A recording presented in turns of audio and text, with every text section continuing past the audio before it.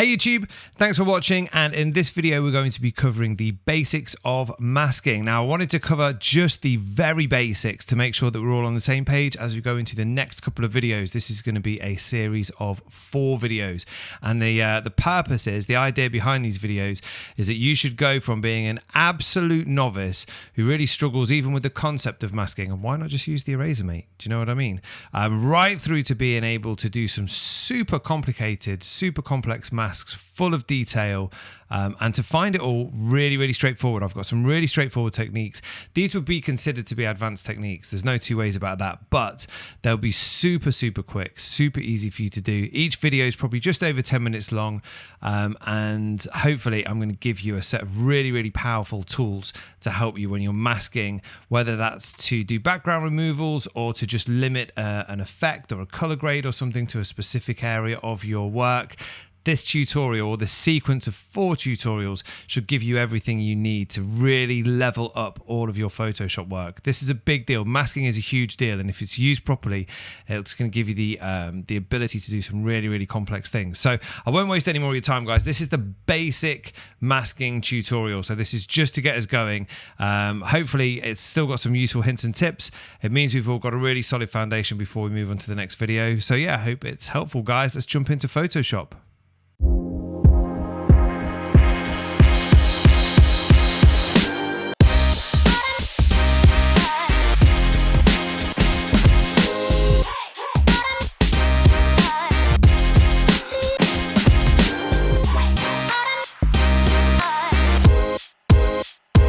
Okay, so I'm in Photoshop and I'm looking at a picture of a product that I photographed quite a while ago, but it's a pretty good example because it's on a solid white background, which means we can mask based on luminosity. That would be pretty successful.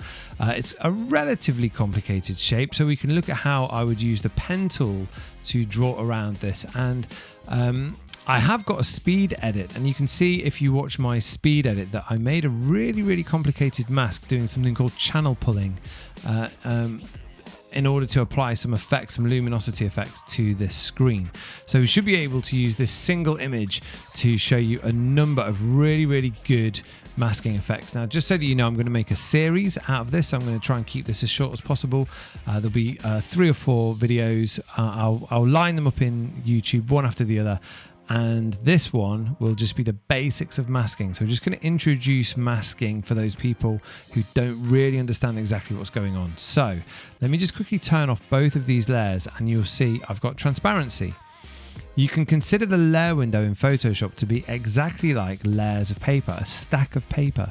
So this bottom layer is a solid black piece of paper or a solid black image, and layered on top of it, stacked directly on top of it, I've got my print of the product. And what I'd like to do is remove all of the white and have this product sitting on black. And it's probably not going to look great actually, but for demonstration purposes it's perfect. So what I want to do is remove the background and see the black underneath it. Now I could just select my eraser, click E. I don't know why I've got a weird brush shape, but I do. Ooh.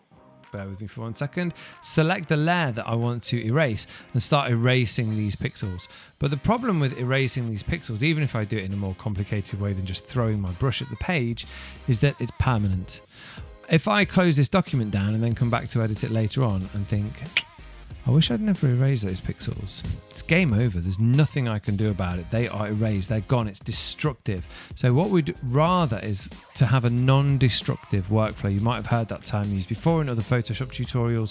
What it means is I can do some work, I can close it down, I can turn my computer off. Tomorrow when I turn it all back on again, if I change my mind, I haven't destroyed any pixels. I can always reclaim them. I can always change my mind and go back. So the way I'm going to do that is by masking. First thing I'm going to do is apply a mask by clicking on this icon down here, and I'll get a white mask.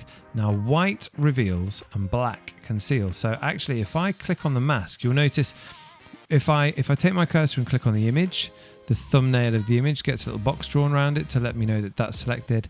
Here I'm clicking on the mask. If I hold down Command or Control and press I, the mask is inverted. And once it's black, it's completely transparent. In fact, do you know what? It might be better if instead of black, if I chose red, for example, because that way we won't get confused about what we're seeing. Oh, that was weird. Here, let's choose red, and we'll put some red in my background. Okay, that's my red color. So we're going to mask over this. So now we can clearly see we're looking at the background. I didn't want you to get confused between whether we're looking at the background or the mask. So the background is this horrible garish red. The mask is black. And because the mask is black, black conceals any pixels from the current layer, the layer that the mask is linked to. But if I hold down Control and press I, white will reveal the pixels that the mask is linked to. So if I paint directly on this mask, if I get my brush and I'm going to press D for default, just press D one time and my colors will go back to the default colors, which are black and white. I'd like to be painting in black, so I'm going to press X and that will invert these colors. You can use this little arrow icon if I click on it here, but keyboard shortcuts are always a little bit quicker, so X will invert my colors. And now if I paint on the mask and not on the image, what's happening is I'm temporarily erasing the pixels. In fact, I'm not erasing them, I'm hiding them. I'm using the mask to hide them, and you'll notice when I release the mouse, my mask has now got some black pixels and they're allowing the red from underneath to show through, but my layer hasn't been altered. Now, if I wanted to paint on the layer, I'd have to click here, and now if I paint, oh, let's actually paint, sorry, in black. Now I'm actually painting directly onto my layer. Now this is something that if you work a lot with masking, every now and then you will absentmindedly have the wrong thing highlighted and paint all over your layer. It'll be really annoying. If that happens to you, don't worry guys, it happens to me all the time and I do this most days. So I'm going to click Control Z.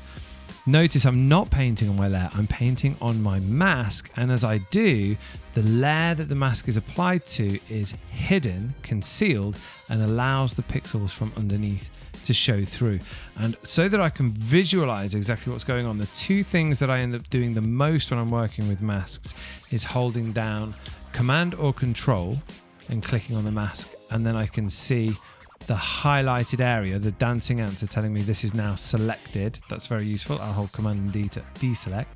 If I hold down Alt or Option, depending on whether on a Mac or PC, and click on that layer, I can now see the layer. And this is really useful for visualization. You can see, although when I'm looking at my image, this might look like I masked everything out. If I look directly at the mask, you can see, missed a bit. So it's always really, really useful to go and check your layer by looking at it, holding down Alt or Option and clicking on the mask. And then if you hold down Shift and click on the mask, you get this red X. The mask is disabled and I'm looking back at my original layer sitting on top of my background color with no mask applied. Holding down Shift and clicking again reapplies the mask and hides those pixels. So guys, this is basic masking. This is just understanding how masks work and the tools that we can use to visualize what's going on when we're working with masks.